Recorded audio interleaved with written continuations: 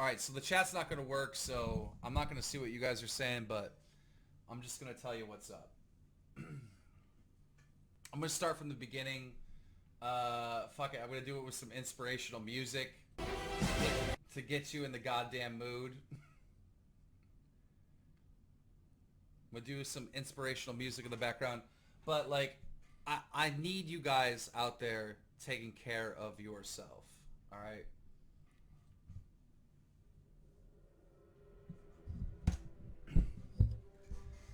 Here we go.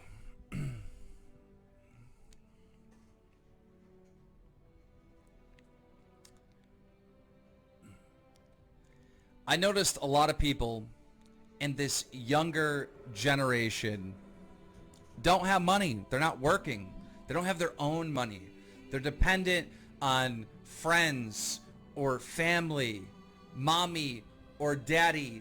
They are not out there in the world making their own money, and it frustrates me because when I was a kid, I was a hustler. And I want you to be a hustler too. A lot of you say to me, I'm too young, I can't get a job. Create your own job.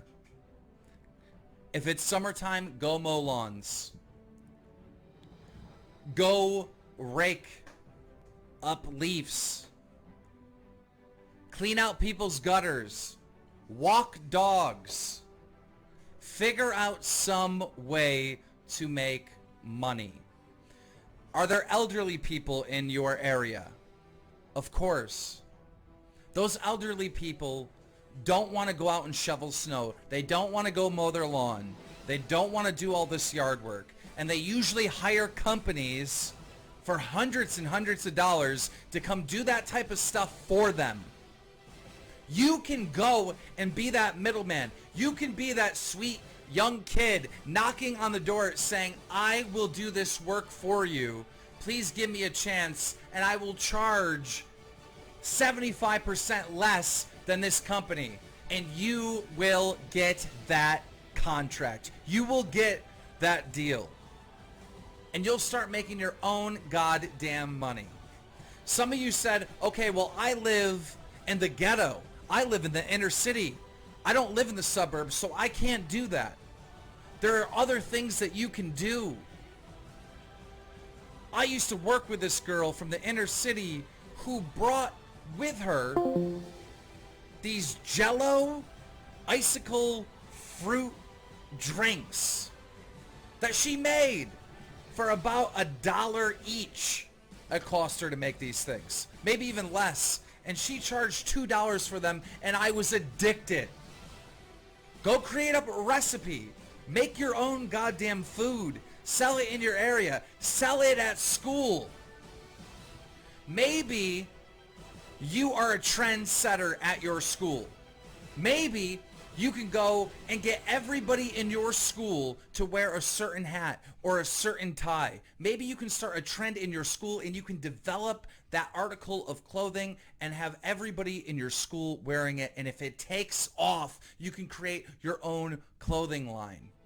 All this stuff seems impossible because you haven't even fucking tried yet. It seems impossible to be working for 20 neighbors mowing their lawns because you haven't tried yet.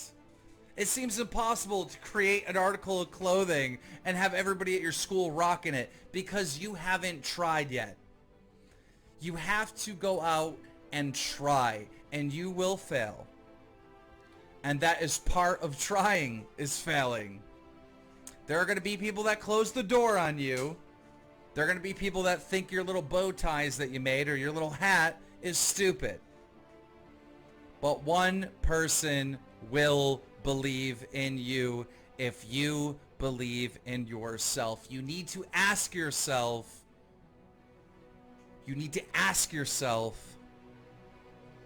why?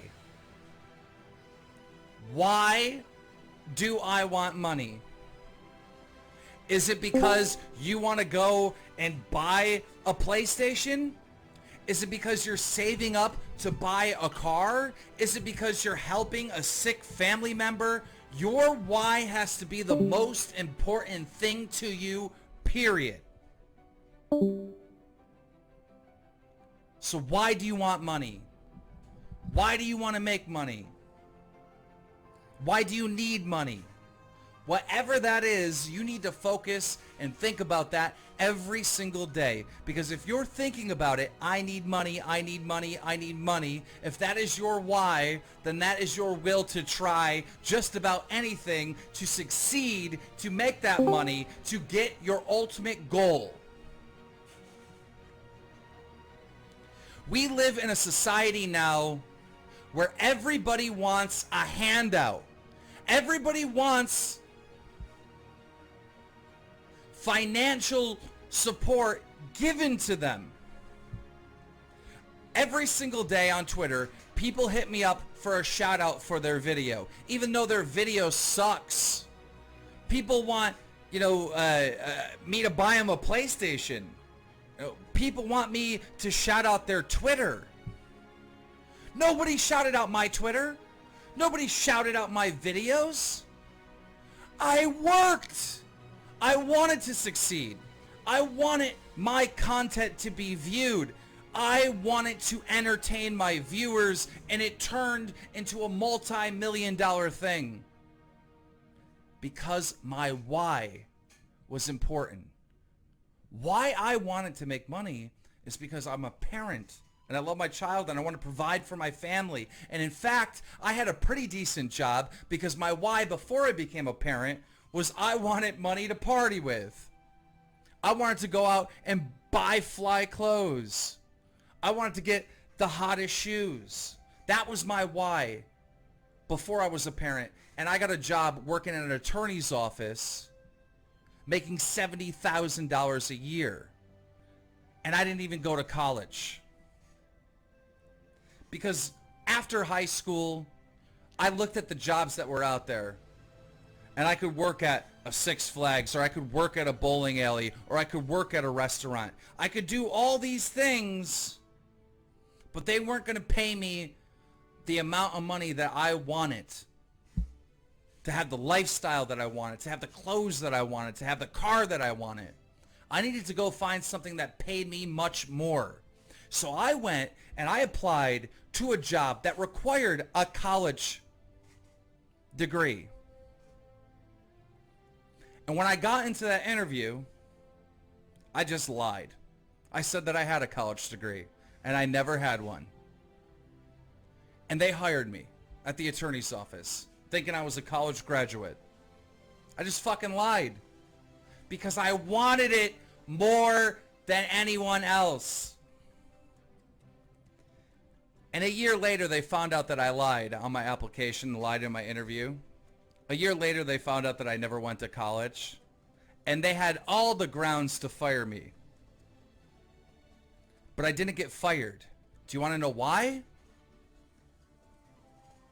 The reason why I didn't get fired is because while I was working at that attorney's office, I made the company more money than anyone else in that motherfucking building. Because we worked partly on salary and partly on commission. And my salary was so low because I was willing to take anything. And I was willing to work every single day and bring in more money than anyone in my office. All right? I was willing to grind because my why was bigger and more important than anyone else in this motherfucking office. There were guys sitting next to me that worked there for 20 years who had more skills than me, but he didn't have the passion. He didn't have the fucking heart. He didn't have the why that I had. So when they found out that I lied on my application, I didn't have a college degree, they weren't firing me because I was bringing in literally over $1 million a year into that company. I started making videos on YouTube as a hobby. I started talking shit in a video game and someone recorded me and put it online. And when they asked me to make videos, I realized that I didn't want to make videos so 100 people could see them. I didn't want to make videos so 20,000 people could see them. I wanted to make videos so millions of people seen them. And this wasn't about money. This is about me wanting to be a success in whatever the fuck this was. And success is based off of how many people view your content. Success is based on how many people subscribe to your channel. Success was based on how many people show up to your live stream.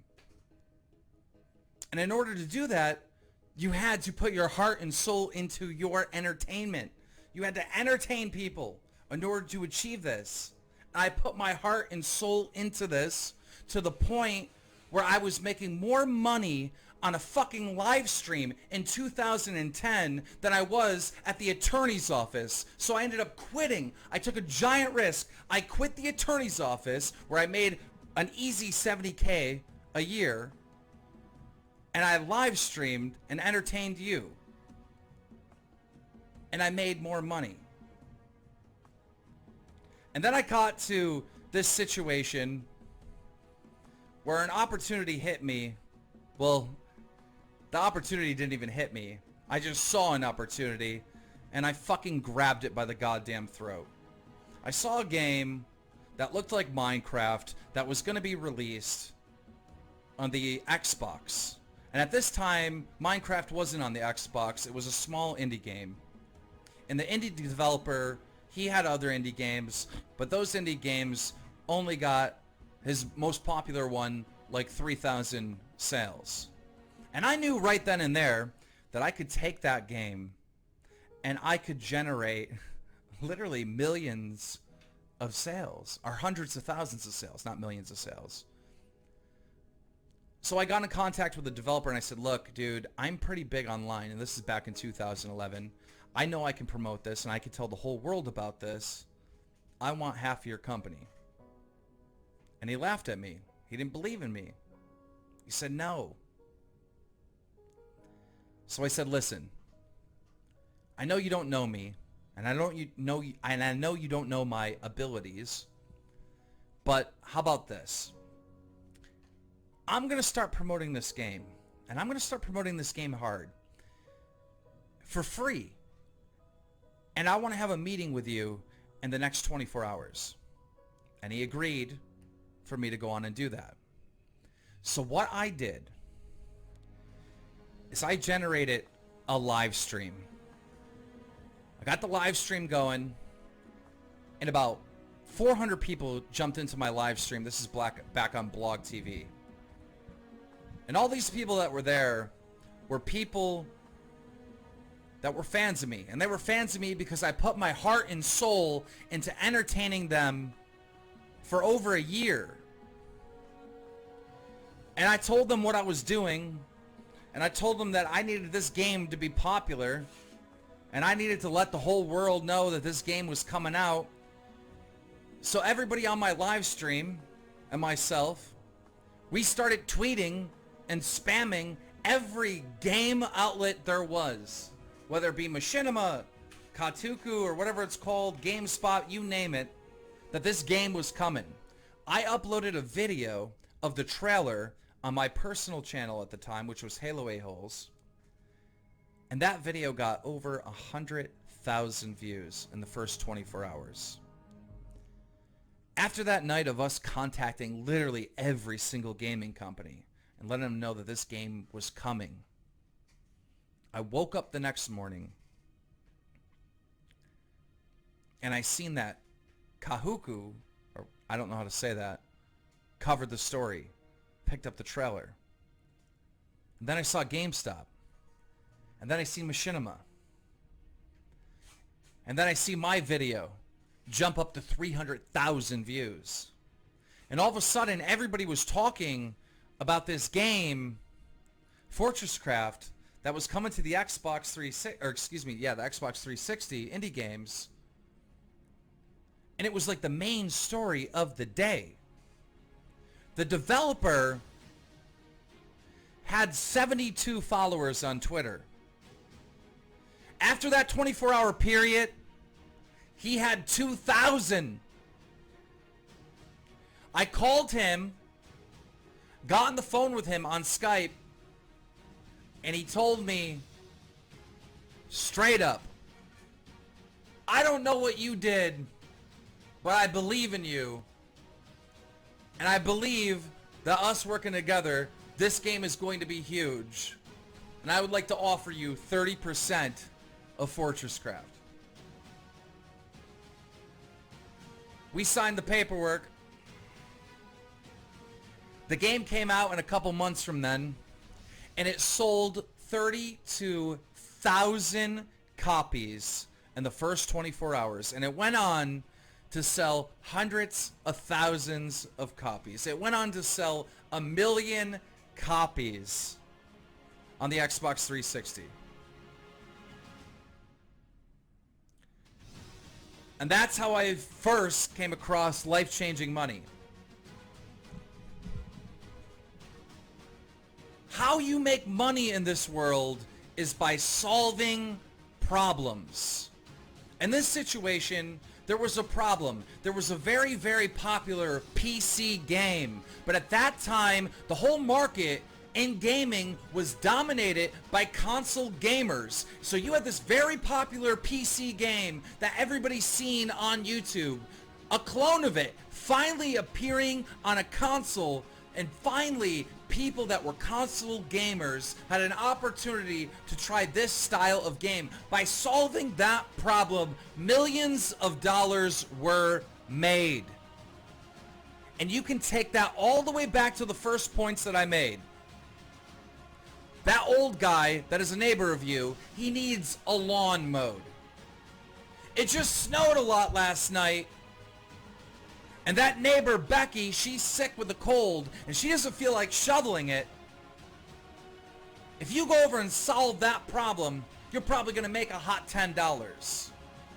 Making money is always about solving problems. You have to be a problem solver. And when you become a problem solver, you become financially stable and sometimes financially free. You make so much goddamn money that you no longer even have to think about money.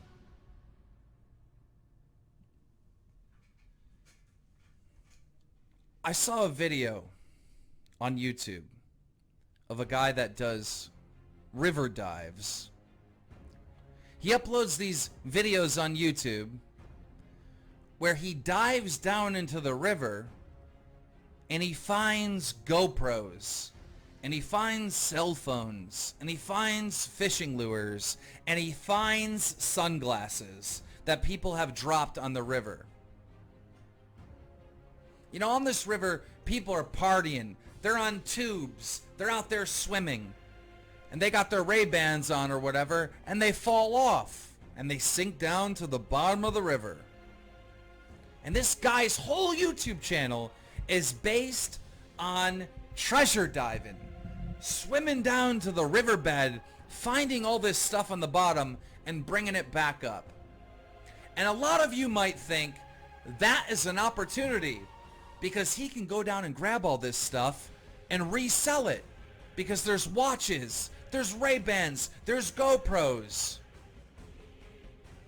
And if he goes and sells those Ray-Bans, he's probably going to make, I don't know, $20 a pair of glasses, maybe $5 a pair of glasses. There is definitely money to be made there. But that is not what I thought. That is not what I thought at all. When I saw this video, I thought of something completely different. I saw him there with about 30 pairs of Ray-Bans that he found off the river floor. And I didn't think, oh my God, there's money in selling those Ray-Bans. What I thought of is there is money in creating some type of flotation device to put on the end of your glasses so they don't sink to the river floor. There is money in making sunglasses that float.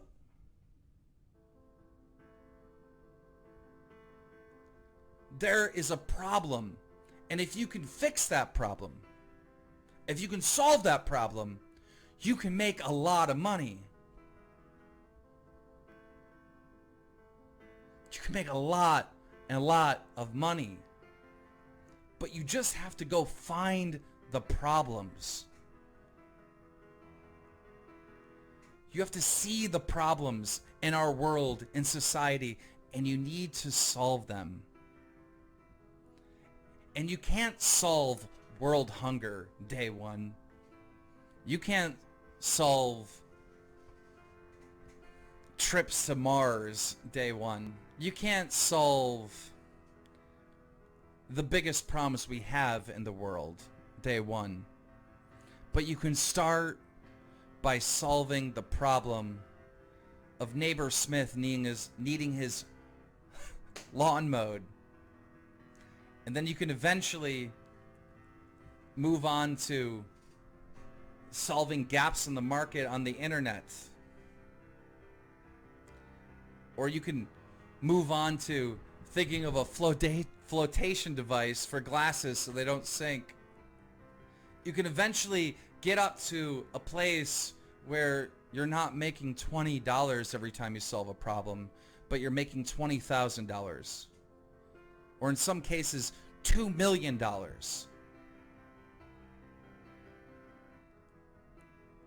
You have to find the problems. You have to solve the problems. And when you do this, you'll be rich. Thank you guys for listening. I hope that helped you.